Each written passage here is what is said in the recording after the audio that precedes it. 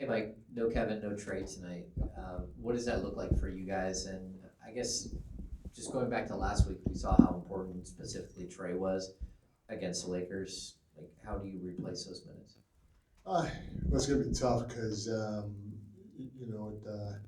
obviously reduces our depth at the power forward position. And, they play big, but their second big guy, LeBron, is obviously a perimeter player. So, it's not as easy to play two big guys in JaVale and Alex or Alex and Domas, as it was against Milwaukee, because their big guys are a little more traditional big guys in a sense. So um, it does hurt us a little bit there, but it's part of it, the injuries and trying to figure it out and all that other stuff. And then with Kevin, just his velocity of coming off DHOs, his threat from behind the 3-point arc to really make them extend their defense and give room for other guys to tap that paint and stuff like that. You know, um, one starter, one rotational guy. It's a big blow, but again, we gotta have the next man step up and figure it out as a group. It might kind of lost in Domas's franchise record night last night was 0 turnovers after the 9 turnover game that he had against Houston. Could you speak a little bit on that drastic difference, that drastic improvement, especially when it looked like he played the exact same way, so he wasn't necessarily hesitant with the basketball after turning it over? No, you're right, and Matthew, sometimes it's just the way the ball bounces. Because I didn't call any different plays for him. He didn't do anything different. We want him to be aggressive. He has to be aggressive for us to have success, which he was. He was aggressive the night before. Sometimes it just doesn't go your way. But I thought not just him. The one thing that I will say that helped out a lot is he, as well as everybody else, once they felt, for the most part, a second defender come or a third defender, they got off it a little quicker. And against Houston, we tried to fight it a little too much, and they came up with deflections because of it, especially with how physical they played. So I thought the one thing that our entire group did, including Domas, was get off the ball a little bit earlier when they felt bodies, and that had a huge impact on us doing a pretty good job of taking care of the ball. Hey, Mike. So, Throughout the season, you guys have shown a habit of playing well against teams that you guys get up for, and maybe sometimes, not staying on the ball as much as you want when you guys are playing against teams maybe your team doesn't get up for. Do you been having conversations with the team over the last couple of weeks as you guys are in this playing race to kind of keep their eye on the ball as you guys need every game going into the backstretch of the season? yeah, I mean, we talk about it. We talk about our standing. We talk about what we need to do. For instance, tonight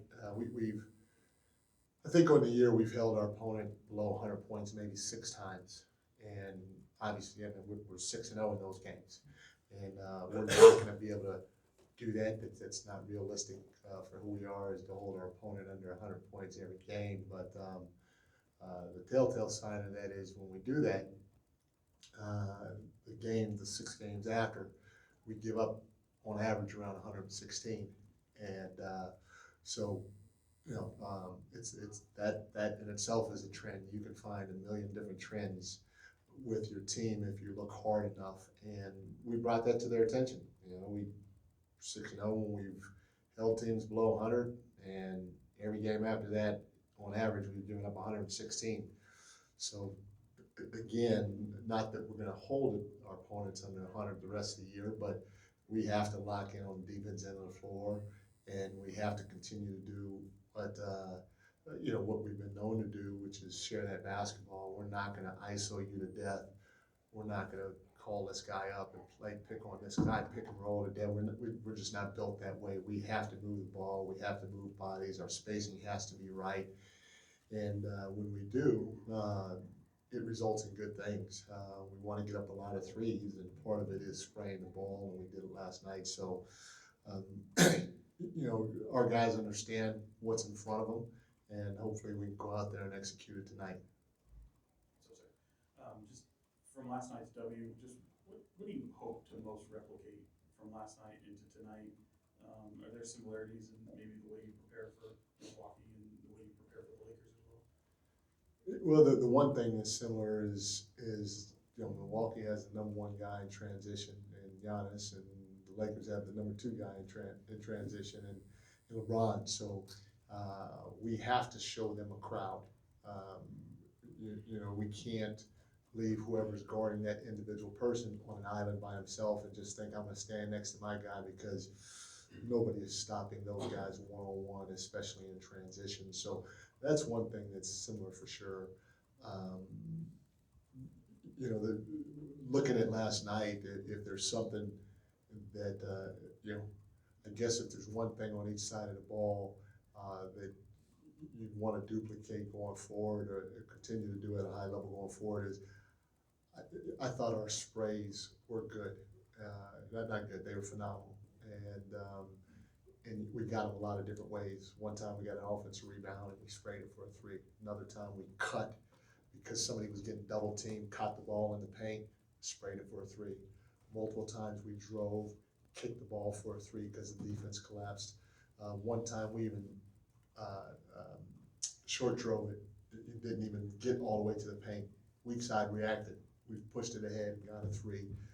And so to continue doing that, because that's been something we've been good at, but the last 5 or so games, it's been our Achilles heel. So continue to doing that offensively would be huge. And then defensively, I'm going to cheat a little bit. I'm going to give you 2. The first one is communication. I mean, we communicated at a high level, because you're not going to be able to execute your defensive game plan black and white 100% every time. And so you're going to have to scramble and protect one another, cover for one another. And when you do that, you got to talk, because if you don't talk, you're going to end up sending 2 guys to the ball, and somebody else is going to get a wide open shot. Very seldom last night did we commit 2 guys to the basketball. And it was due to our communication and then the respect or the honoring of whatever was called. And so that one, and then the second one is I could put on a clinic with the way that we closed out contested shots last night. It was not even close. Our best game by far. We had so many what we call high fives when it came to contesting threes that I mean I could show 20 clips of that to our team. Just a phenomenal game in that regard. And there was one time we did not, all night, one time that we didn't even attempt to close out of the entire 48 minutes, which I take that every single night. Mike, when you have a quirk in the schedule like you've had this past week, where you play the Lakers twice in 7 days, or whatever it is, how much as a coaching staff do you plan to put certain sets in one game and save certain sets for another, or put certain sets in one game and see how the team responds to it, and then use different stuff in the second game? Is there any gamesmanship that way, planning for like a 2-game series? Not really, David. I mean, we want to play fast. That's our identity. We want to play fast. We want to be physical and play together. So part of playing fast is me trying to shut the hell up on the sidelines and just letting them hoop within the concepts of what we want to do offensively. And to give our guys credit, they have a pretty good feel of what we're trying to do on the offense end of the floor. And we want pace in the full court. We want pace in the half court. And, if the defense does this, then we do that. If they do this, then we do that. And so luckily, we have a good feel of understanding how to play that way. And then there are a handful of sets that we can go to that our guys have a good feel that either I call or they call. They have the green light to override any call I make on the floor, and they're getting better with that as a group. So it's, there are things that we like against the Lakers, but we feel like we have other things that are sort of similar that kind of give us the same ending, if I'm saying it right, but the look is a little different, especially to start with. And so we'll mix it up that way, and then also mix it up in terms of who the play is gonna be called for. You know, we run a play called backside, everybody knows it, and it started out as a play for Kevin. Well, we run it for Keegan too, we run it for HB, and we run it for Foxy as well as Malik. So it depends on who's cooking at that time and the flow of the game. Mike, are you gonna start Keon again tonight? Yes, Jason. Thank you. I didn't think that was, Norman, yes. that was not a big secret. Right. So with Kevin out, how interested are you to see what that group looks like? Fox, Keon, HB, Keegan, Domas, and what do you anticipate? What do you think that group might look like? You know, I said it before, but, you know, I've been asked, hey, are you gonna make a change and try to throw Keon in the lineup? No, the answer is no. So it doesn't matter if Keon's starting or this person's starting. I'm interested to see how we're gonna play. If Kevin was starting tonight, I'd be interested to see how we're gonna play, because we didn't start well in the last game. So my interest level is still the same. It's always high to see how we're gonna begin the game, how we're gonna begin the third, and then to see who we're gonna end the game with. And what was the other part of your question? Just what do you think that group looks like in terms of what each of those guys kind of brings and how they might fit together? Bless you. I mean, you know, that group has played together some in the past, and they've done a pretty good job. And, you know, when you have a guy like Domas out on the floor, when you have a guy like Foxy out on the floor, you know, you can mix and match who the other three guys are. And the biggest thing is trying to help those guys defensively while continuing to create space for them and move without the ball offensively. And so when we do that, I think we have a lot of different five-man combinations that we can go to. Obviously, you know, when you start Keon, the biggest difference when you start a guy like Keon, then it gives Foxy an opportunity to not have to take Dame to start the game, or to take Steph to start the game. And, you know, and there are a lot of teams that do that. I can go way back in the day when I was with San Antonio in the early 2000s, and we had a guy named Tim Duncan who was a Hall of Famer. And, you know, he was on the all defensive teams a few times. And but we used to start a guy that you guys may not remember. You may remember him now because he's in the front office in the NBA. But we'd start a guy after David left. We'd start a guy in Malik Rose, and didn't matter who the guy was on the other team. If the guy was Shaq, that's who Malik started on, and Tim started on the other guy.